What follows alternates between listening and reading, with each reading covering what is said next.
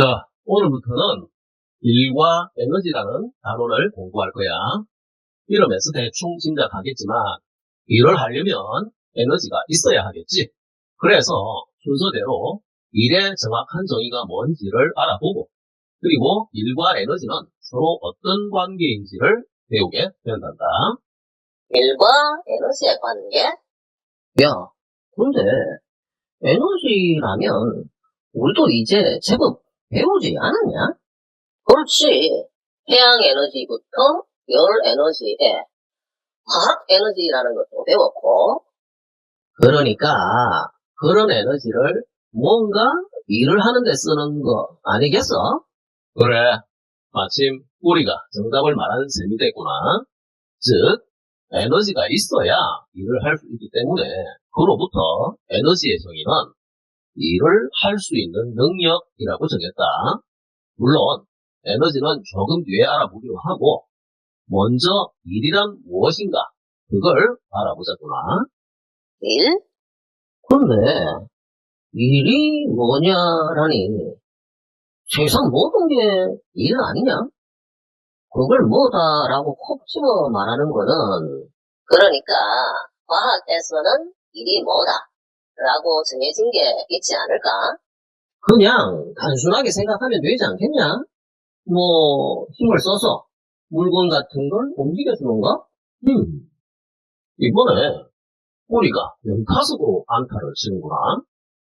일의 양을 구할 때 필요한 요소가 뭔지를 다 말한 셈이거든. 과학에서는 애매한 개념은 이용하지 않기 때문에 실제로 측정 가능한 힘과 이동거리로만 일의 양의 많고 적음을 따진단다. 그럼 이것들을 이용해서 일의 양을 구하는 구체적인 공식을 만들어 볼까? 그러려면 보통 우리가 일의 양이 많다, 적다라고 할 때의 상황을 알아봐야 하거든. 간단하게 생각해봐. 자, 일을 많이 했다면 어떤 것들이 변화하는 걸까? 일을 많이 했다? 그러니까 무거운 물체일수록 일을 많이 하는 거일 거고, 그리고 만약 오랫동안 움직여서 이동거리가 커지는 것도 응? 무게? 그리고 이동거리? 내가 먼저 말해야지. 쌤, 알았어요. 무게가 무거울수록 그리고 이동거리가 길수록 일의 양이 많아져요. 자식이. 응? 이번에는 오랜만에 삐리가 해결해 주는구나. 근데 조금 정확하게 말하자면 무게라고 하는 거는 그런 무게의 물체를 움직이려고 할 때 필요한 힘이라고 해야 한단다. 같은 물체를 움직인다 하더라도 어떻게 움직이느냐에 따라 일의 종류가 달라지거든. 물론 그건 조금 뒤에 알아보도록 하고 어쨌든 일의 양이 가해준 힘과 이동거리에 비례한다는 사실로부터 일의 양을 구하는 공식이 만들어진단다. 칠판을 보렴. 그럼 앞의 관계로부터 1번의 식이 만들어지고 여기서 1번의 관계를 공식으로 만들려면 일은 W로 표현하고 힘은 F 그리고 이동거리는 S로 표현하고 2번으로부터 W는 F 곱하기 S가 만들어진단다. 그럼 이제부터는 저 공식으로 일의 양을 구하면 되겠지. 그리고 공식으로부터 일의 뜻도 확인할 수 있다. 일이란 힘을 가해 힘의 방향으로 물체를 움직이는 것이란다. 가만. 쌤, 근데 힘을 가하는데도 물체가 만약 움직이지 않으면 그러니까 무거운 물체라든가 벽을 밀 때 거의 움직임이 없는데 그럴 때는 일의 양을 구할 수 없는 거 아니에요? 응? 마침 그 부분을 얘기할 참이었는데 우리가 선수를 쳤구나. 그러니까 일상생활에서는 일을 하는 것 같은데 과학적으로는 일이 아닌 경우는 세 가지 정도가 있거든.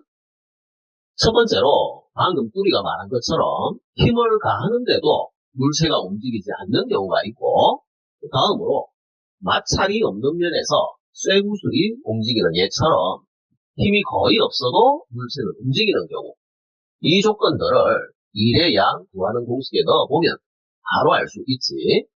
1이 0인 경우 1, S는 0인 경우 예, 벽을 50N으로 밀어도 움직이지 않는다면 W는 50 곱하기 0은 0. 2. F는 0인 경우 예, 마찰이 거의 없는 매끄러운 면에서는 거의 힘을 주지 않아도 일정한 거리, 이를테면 10m를 쇠구슬이 움직이게 된다. W는 0 곱하기 10는 0. 3. F와 S가 수직인 경우 예, 힘의 방향과 물체의 운동 방향이 수직인 경우 그러니까 일의 공식에서 F나 S 중에 하나라도 0이 되면 일의 양은 0이라는 거네. 그래. 그런 것 같은데, 저기 저 세 번째는 뭐냐? 그럼 마지막 세 번째를 자세히 알아보자. 이 경우는 힘과 이동거리가 각각 일정량이 있는 경우란다. 이를테면 어떤 학생이 일정한 무게의 책가방을 들고 수평으로 이동하는 경우를 생각해보자. 이걸 잘 생각해보면 우선 힘의 방향은 위쪽이지만 그냥 들고만 있는 거니까 힘의 방향으로는 움직임이 없어. S는 0이 되고, 그리고 움직임의 방향 쪽으로는 가해준 힘이 없어. 책가방은 그냥 학생이 이동하니까 학생에 붙어서 이동한 셈. F는 0. 이어서 여기서는 두 방향의 일이 있었지만 어떤 방향으로도 실질적인 일의 양은 0이 된다. 저 예시를 보니까 문득 예전에 우리 할아버지가 내게 해주신 말이 생각나네. 책가방 들고 학교를 왔다 갔다 하는 것만으로는 공부를 하는 거는 아니라는 말씀. 그게 과학적으로 증명이 되는구나. 일이야, 너도 잘 알아들었지? 응? 자식아, 그건 할아버지가 너한테 한 말씀이잖아. 갑자기 나는 왜 끌고 넘어지냐? 그건 너한테도 필요한 말인 것 같아서. 그럼 나는 개그를 끌고 다닐까? 자, 얘들아. 여기서는 방향과 관련해서 중요한 내용이 많으니까 이제 그만. 그럼 이제 다음 내용으로 일의 종류를 배워보자. 이 내용을 공부하고 나면 힘의 방향과 운동 방향이 일치하지 않는 경우에 일의 양을 구하는 방법도 이해할 수 있을 거야. 여기서 일의 종류는 일의 종류? 일의 종류라니. 세상에 얼마나 많은 일이 있는데, 설마 그걸 다 배우지는 않겠지만, 그래도 엄청 많을 거 아니겠냐? 좀 막연하기는 한데 뭔가 일을 나누는 기준 같은 게 있지 않을까? 그렇게 걱정하지 않아도 돼. 과학에서는 다음과 같이 크게 두 가지로 나누어서 공부하거든. 저렇게 두 가지뿐이라고? 아니야. 뭔가 더 있을 거야. 물론 일의 종류는 어떤 기준이냐에 따라 다양하게 나눌 수 있겠지만 저렇게 나누는 건 아주 간단하면서도 명확하기 때문이야. 결국 방향만을 고려했을 때 수평과 수직 이외에 다른 기본 방향이라는 건 없으니까 모든 일이 저 두 가지만으로 표현된다는 거지. 게다가 저 두 가지는 우리에게 익숙한 두 힘, 중력, 마찰력과 직접 연결이 되기도 해. 중력과 마찰력? 그럼 이제 세부 내용으로 들어가서 우선 수직 방향의 일부터 알아보자. 간단한 예로 지면에 놓여있는 물체를 어떤 높이로 들어 올리는 일을 생각해 봤을 때 일단 얼마만큼의 힘이 필요할까? 위로 올릴 때 필요한 힘? 야, 어떤 일이든지 물체의 무게만 알면 되는 거 아니냐? 그래서 무게보다 큰 힘을 가해주면, 그렇지. 무게 이상의 힘을 주면 되니까, 일단 무게만 알면 되는 거야. 근데 일의 종류에 따라 필요한 힘이 다른 거 아닌가? 너희들 얘기를 들어보니까 잘 알고 있는 것과 잘못 알고 있는 게 뒤섞여 있어. 그것부터 정리해야겠구나. 우선 수직 방향의 일인 경우에는 필요한 힘이 물체의 무게가 맞단다.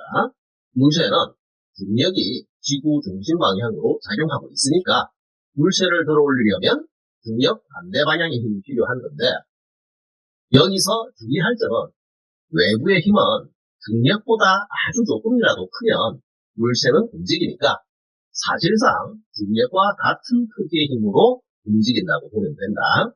즉, 필요한 힘은 중력이니까 이걸 그림으로 알아보자. 그림으로 보다시피 수직 이동할 때는 이동거리가 아니라 높이로 표현하거든. 그리고 이때 무게는 W 또는 mg로 표현했던 거 기억해야지. 따라서 수직 방향의 일, W는 mgh. 공식이 다르게도 표현되는구만. 그럼 다음으로 수평 방향의 일을 알아보자꾸나. 보통 마찰이 있는 일반적인 지면에 있는 물체를 움직일 때, 이때 물체를 수평 방향으로 움직이려면 무게만큼의 힘은 필요 없고 물체와 지면 사이에 마찰력만큼의 힘만 있으면 된단다. 즉, 물체의 움직임을 방해하는 힘이 무엇인가에 따라 당연히 필요한 힘도 달라지는 거지. 이 경우를 그림으로 보자꾸나. 그림에서처럼 접촉면의 마찰 때문에 물체를 움직이려고 하면 마찰력이 나타나 외부에서는 마찰력 이상의 힘이 필요한데, 여기서도 사실상 마찰력만큼의 힘만 가해주면 된단다. 그리고 이때 이동거리가 S라면 일의 공식에 각각의 값을 넣어주면 되는 거야. 그럼 수평 방향의 일은 마찰력 곱하기 이동거리. 쌤, 근데 아까 잠시 봤던 거, 그러니까 접촉면에 마찰이 없는 경우에는 힘을 가할 필요도 없고 그냥 일이 0이잖아요. 그렇지. 마침 우리가 아주 좋은 질문을 했구나. 야, 쌤이 저렇게 말씀하시면, 그건 수업이 길어진다는 거. 사실 일의 종류는 이것으로 끝이지만 방금 또리의 질문은 일과 에너지의 관계를 알려주는 아주 중요한 사례가 되는 거라서 나중에 에너지를 본격적으로 배운 뒤에 다시 다루어 볼 거야. 대신 지금 현재로서는 마찰이 있을 때와 없을 때가 확실하게 다르다는 것만은 기억해 두도록 하자. 서로 다른 점? 아싸! 어쨌든, 지금은 안 하잖아. 그럼 다음 내용으로 넘어가는데 조금 어려울 수도 있지만 너희들이 1, 2학년 과정에서 어느 정도 배운 내용이라서 소개하는 거야. 아까 일의 뜻을 보면서 뭔가 이상하다거나 궁금한 것은 없었니? 일의 뜻에서 이상한 점? 궁금한 거라면 쌤, 사실 아까부터 궁금했어요. 물체에 힘을 줘서 일을 하려는데 만약 물체가 힘의 방향으로 움직이지 않고 빗나간다든지 하게 되면 그때는 어떻게 되는 거예요? 나도 그거 궁금했는데, 괜히 일이 커질 것 같아서, 그거 서로 방향이 다르면 무조건 이런 0이 되는 거 아니냐? 그럼 다음과 같은 상황을 생각해보자. 물체를 끌고 있는 경우에 힘의 방향과 이동 방향이 다른데 일단은 물체는 움직이는구나. 저거 같은 방향 아니냐? 자샤! 힘은 비스듬하게 위로 가는데 물체는 수평으로 이동하는 거잖아. 힘의 방향이랑 운동 방향이 일치하지는 않아도 대충 비슷한 방향으로 이동한다는 거는 운동 방향 쪽으로 일부의 힘이 나누어져서 작용하는 것 같은데, 힘의 합성은 여러 힘을 합치는 거였는데, 그럼 저거는 힘이 나누어지는 거니까 합성의 반대 과정인가? 아마 예전에 이거 배웠었나? 맞다, 꾸리야. 힘의 합성의 반대 과정으로 힘의 분해라는 거, 그거 예전에 심화학습 시간에 배웠었다. 하나의 힘을 여러 개의 다른 힘으로 나누는 거. 아, 그랬었구나. 나는 힘의 합성을 배울 때 힘을 합치는 과정이 있으면 반대로 나누는 과정도 있지 않을까 하면서 궁금해했던 거는 기억나는데 그걸 우리가 했었구만.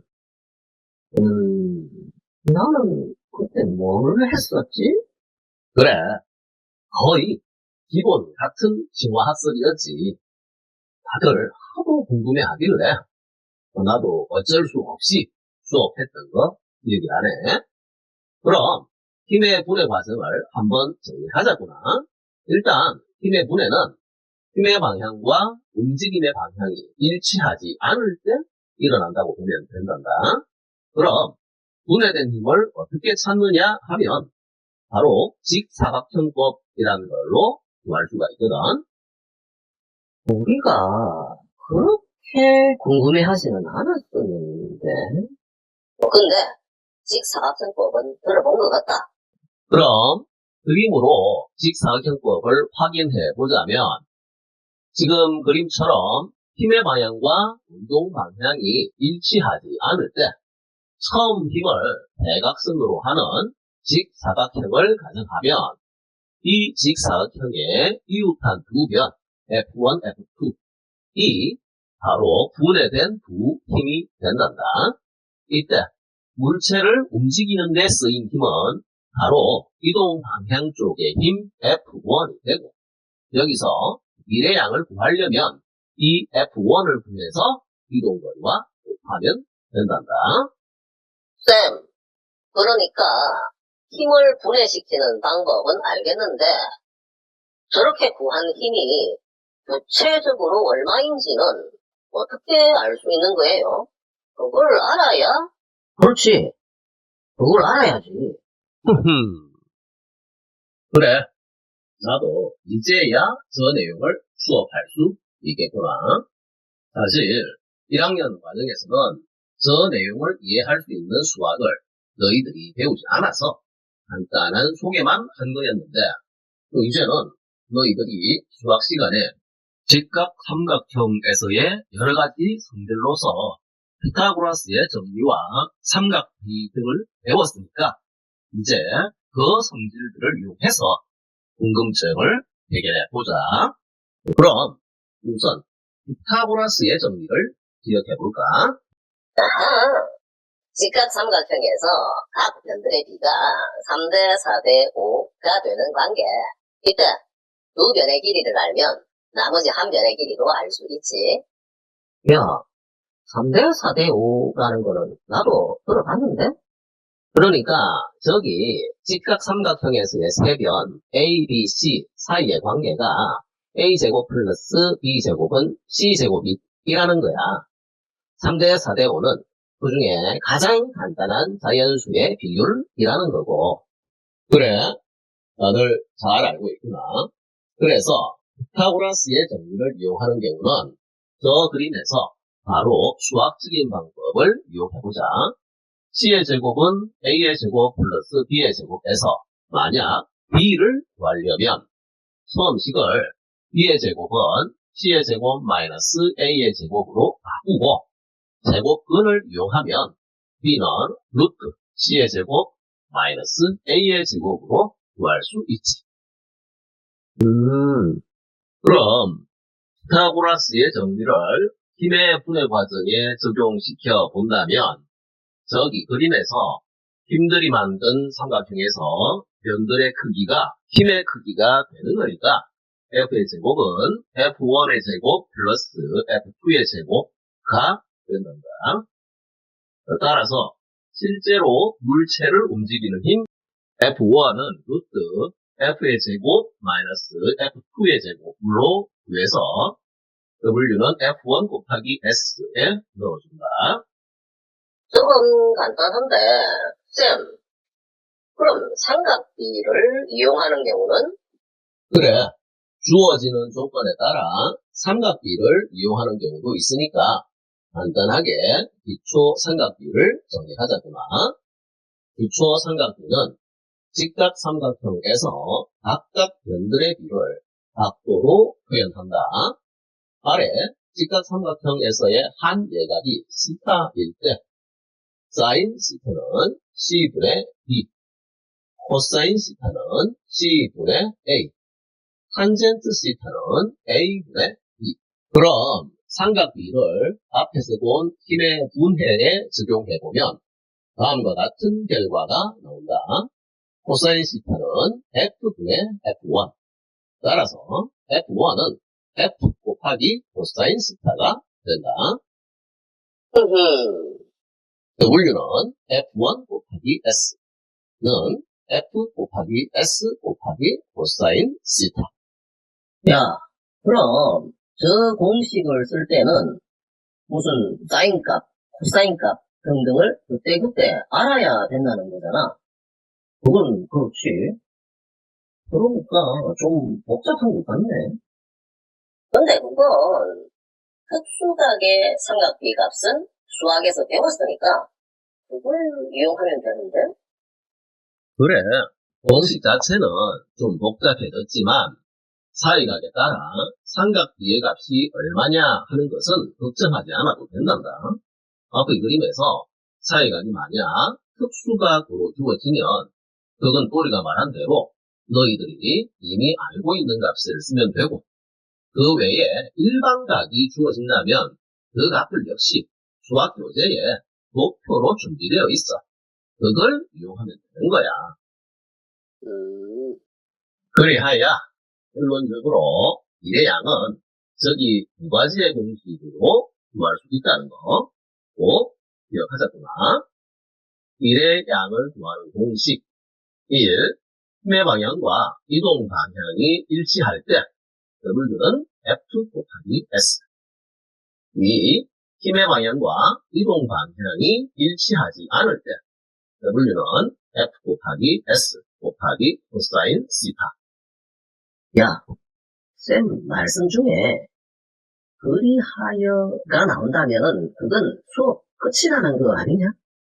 글쎄, 아직 시간이... 그래도 혹시 그럼 다음으로 알아볼 내용은 아까 우리가 궁금해하기도 했었던 건데, 혹시나는 역시나 이구만. 결국 사실 이번 수업은 이걸로 끝인데 아주 중요한 개념이 있어서 마지막으로 그것만 소개하는 거야. 수평 방향의 일을 하는 경우에 만약 접촉면의 마찰이 5N이라고 가정하면 외부에서 가해야 하는 힘도 5N이 되고, 이때 4m를 이동한다면 일의 양은 20J이 된다. 그런데 일을 해주면 물체는 일정 거리를 이동한 후에 그대로 정지해 있어. 만약 물체의 에너지를 알아보면 물체는 여전히 어떤 에너지도 없는 상태인데, 그럼 외부에서 해준 일은 어디로 간 걸까? 원래 일이라는 것은 이렇게 없어지는 걸까? 야, 이걸 하고 나면 그걸로 끝나는 거 아니냐? 우리가 만약 물체를 끄는 일을 하고 나면 피곤하다든지 또는 배가 고프다든지 하면서 그냥 에너지가 없어지는 거잖아. 그렇지. 근데 물체를 끌 때는 접촉면에서 마찰 때문에 열은 생길 것 같은데? 열? 가만, 열도 에너지잖아. 쌤, 수평면에서 일을 해주면 그때 사람이 해준 일은 열 에너지로 변하는 거죠? 열도 에너지의 한 종류이니까. 아, 참 그렇구나. 근데 열은 금방 사방으로 퍼져버리잖아. 바로 그거야. 수평면에서 일을 할 때 사람이 해준 일은 마찰로 인한 열 에너지로 변한단다. 물론 우리 말대로 열은 발생하자마자 바로 사방으로 퍼져버리지만 열 에너지가 이 공간, 더 나아가 이 우주에서 완전히 사라지는 것은 아니거든. 이 경우에서 보는 것처럼 어떤 에너지가 있어서 그걸로 일을 하면 그게 사라지는 것이 아니라 다른 에너지로 모습만 바꾼다는 거야.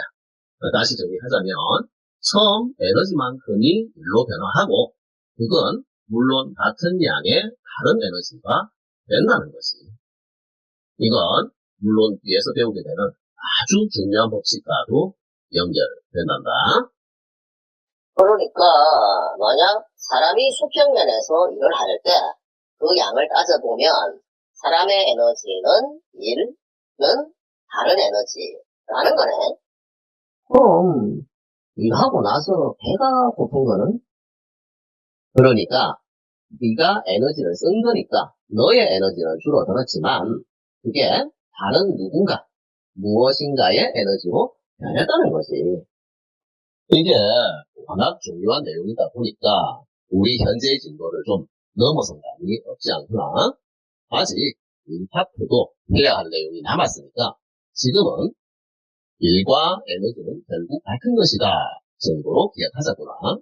물론 에너지 파트에 들어가면 방금의 내용은 에너지 보존의 법칙이라는 불멸의 법칙으로 정식으로 배울 거야. 그리하여 오늘 수업은 진짜로 여기서 마무리. 땡큐 써.